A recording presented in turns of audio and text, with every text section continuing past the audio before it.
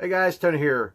So, I've been getting a lot of questions about how much does it really cost to go full-time RV and how much does it cost on a monthly basis?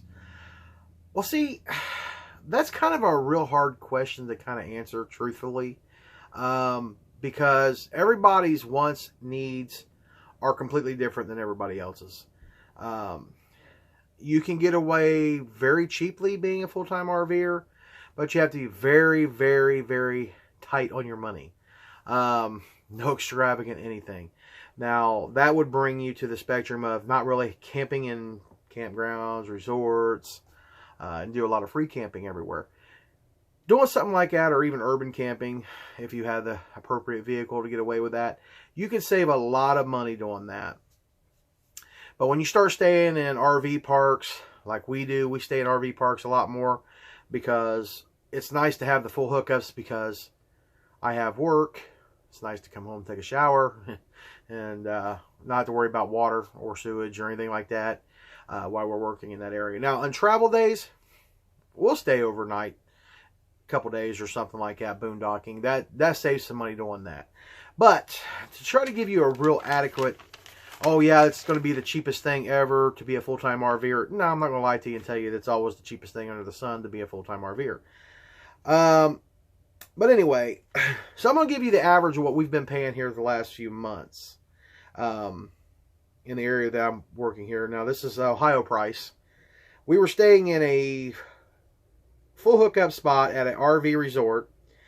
Now, the weekly amount for that campsite was $400 a week. I know a lot of you guys are out there thinking, well, can't you get better monthly?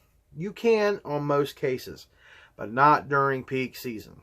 And they know they can get it, and unfortunately, dummies like us all pay it.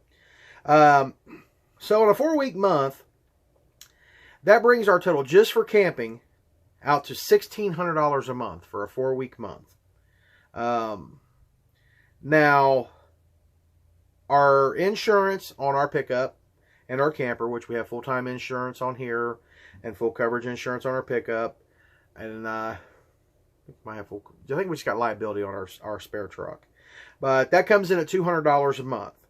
Our phone bill runs us about $200 a month with Verizon. And we also have a $75 extra phone bill.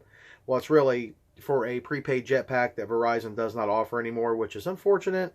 Because it's a great device. No throttling back, even though we have unlimited on our phones. Verizon does like to throttle you back. I don't care what they say. Especially when it gets close to the end of your bill cycle.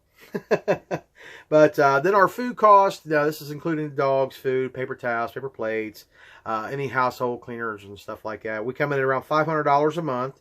Now fuel for the truck and some propane, because in the warmer months we don't hardly use any propane. And we really don't use a whole lot of propane in the wintertime either. We usually get away with like electric heat most generally unless it's really, really cold. So that comes in around $400 a month.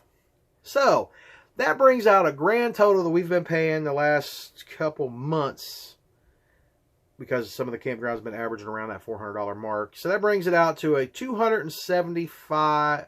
It's right here in front of me, guys, and I still can't read it. A $2,975 cost for us per month staying at an RV resort. Now, that's the highest end of the spectrum we've paid since we've been full-time.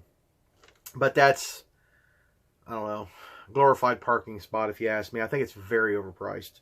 And I don't recommend spending that, but it's happened to be close to work. Now, we've also stayed in places that's cost us as little as $1,750 a month. That's total all-in bills. But our camping was $350 a month. And that was including the electric at that particular campground. And our food cost of $500, which is sometimes higher and lower. Just depends. And then also our fuel of $400, our phone of $275 total, and our insurance of $200. So we've gotten away very cheaply, and we've also have to pay quite a bit to stay in certain areas.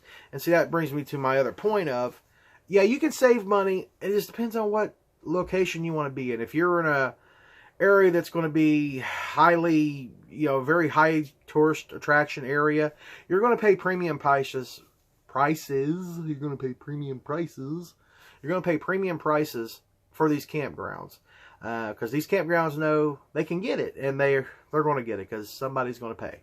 But if you go out to some of the smaller places outside of the major metropolis, you can get cheap camping. Like this particular week here, we've moved up to a campground, which is about 45 minutes to an hour for me to drive to work. But full hookups here is $180 a week, and that's really not bad. I wish we knew we were staying monthly a little bit longer, more times than not. But I think their monthly here was $550 because I did look into that. But this is back to they do not refund your money if you end up having to leave. I don't want to just give somebody $500 and some odd dollars and then I have to leave in a week.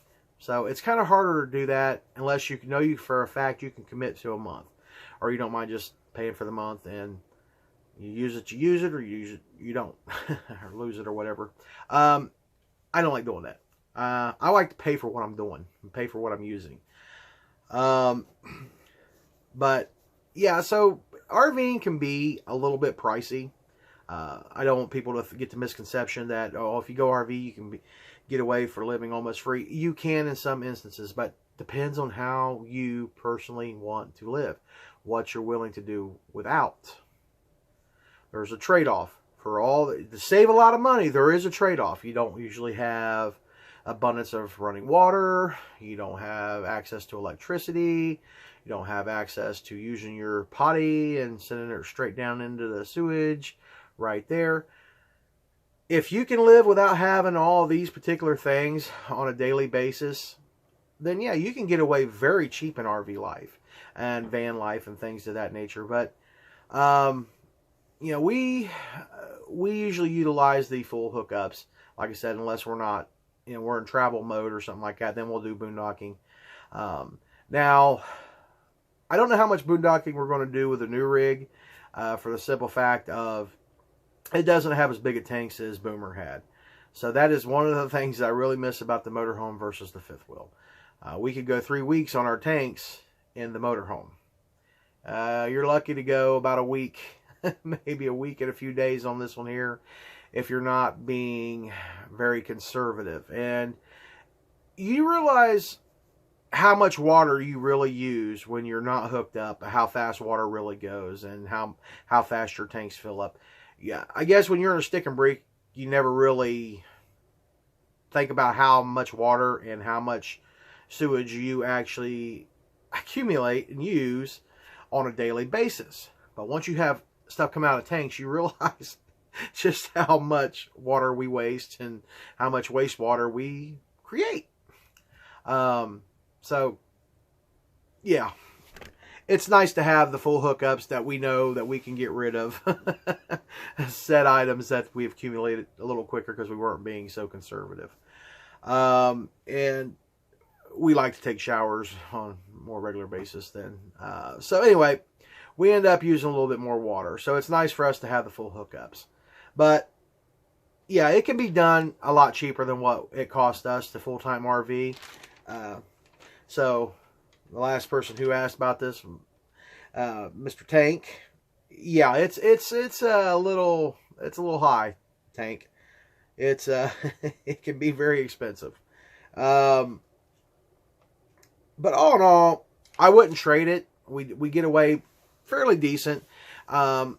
It's just really, it pays to shop around. Now, we are 1,000 Trail members now, but we have not utilized one of their parks yet. So we'll have to get out there and check into these right here and see exactly how this works. And then we can kind of give you guys some more knowledgeable information on does that save us any money, being a 1,000 Trail member, which on paper it looks like it's going to save us a lot of money.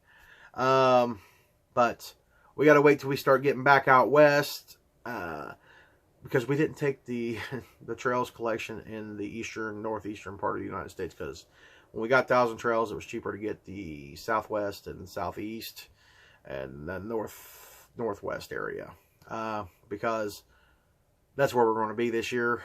We don't have no plans on going to Maine. I know everybody up in Maine. Nothing against it. We like Maine. It's pretty. But no, we don't want to be up there in the cold.